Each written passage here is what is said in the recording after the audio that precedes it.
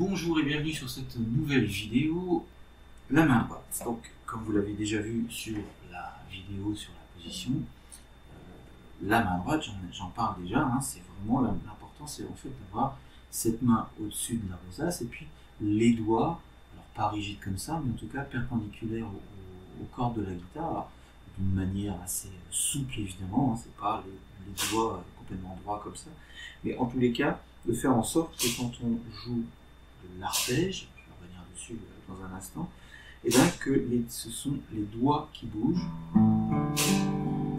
et pas la main. C'est-à-dire pas avoir la, alors j'exagère un tout petit peu, mais pas avoir la main ici et puis ensuite de devoir bouger la main pour accéder à la corde de mi.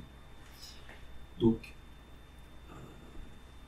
c'est vraiment permettre aux doigts d'avoir accès à toutes les cordes. Alors, je ne parle évidemment pas quand on plaque des accords et puis qu'on joue comme ça. Là, je ne parle pas évidemment de ça, ça c'est encore un autre jeu d'ailleurs qui peut être très bien joué avec un médiator.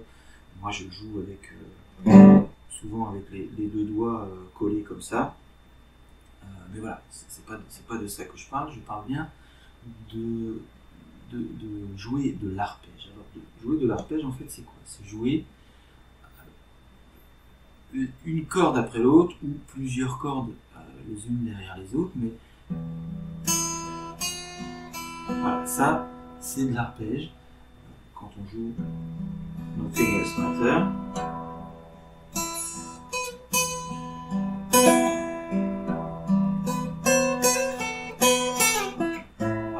ça, c'est jouer en arpège. Donc, vous avez effectivement besoin de vos 4 doigts, le pouce, l'index, l'annulaire, enfin le majeur et l'annulaire. Et vous avez besoin de positionner cette main au-dessus de la rosace. Alors, je n'ai pas de rosace, hein, je sais, je l'ai déjà dit, mais quand vous n'avez pas de rosace, c'est celle virtuelle que vous avez à ce niveau-là de la guitare. Et vraiment, de manière à ce que vous puissiez jouer sans avoir à déplacer la main pour aller chercher les cordes. Donc, je vais parler d'un principe de base, mais évidemment c'est un principe qui a beaucoup d'exceptions.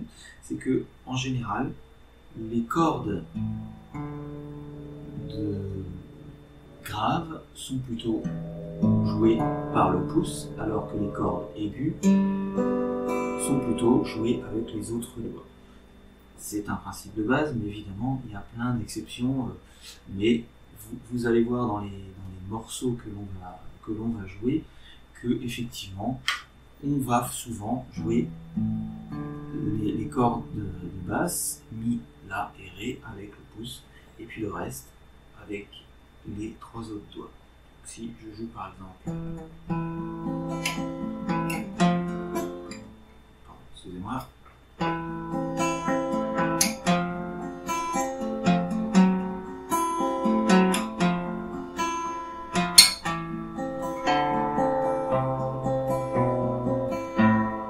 donc ça vous l'aurez peut-être reconnu, Is There Anybody Out There des Pink Floyd sur l'album The Wall. Vous allez constater que le pouce va jouer donc la ligne mélodique qui est là pour le coup une ligne mélodique sur les basses.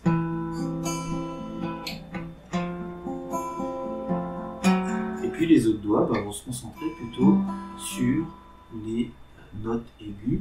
Alors, avec bien entendu parfois l'index va peut-être parfois venir sur la corde de ré. Je vous l'ai dit, c'est pas forcément un principe rigide, c'est un principe avec des exceptions selon le morceau que vous allez jouer. Alors c'est pareil évidemment, hein, c'est pas, on n'est pas là à jouer qu'une corde après l'autre. De temps en temps, forcément, on va jouer 2 cordes, 3 cordes.